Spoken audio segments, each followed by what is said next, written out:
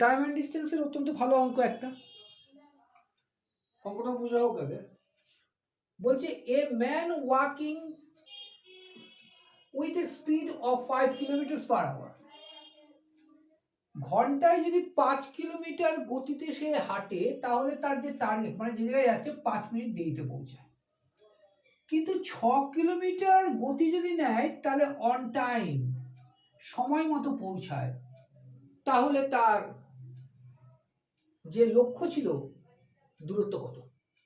ভালো লক্ষ্য করো।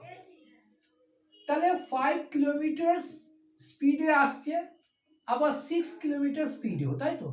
5 কিলোমিটার স্পিডে যখন আসলো তখন 5 মিনিটস লেট, কিন্তু এখানে রাইট টাইমে পৌঁছেছে। তার ডিস্টেন্স কত? তাহলে এক কাজ করো, 2 কিলোমিটার রয়েছে, তাই তো?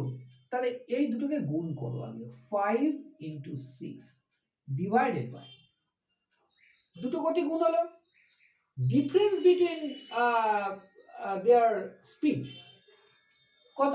5 কিলোমিটার আর এটা 6 কিলোমিটার, তাহলে 1 kilometre into time, time 5 minutes ছিল, কিন্তু 5 মিনিটসকে আমাকে আওয়ার্সে আনতে হবে, তাই 5/60 করে দাও। ক্লিয়ার?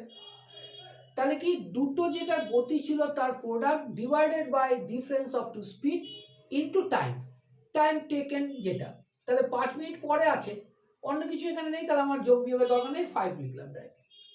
তাহলে কত হলো দেখো তো,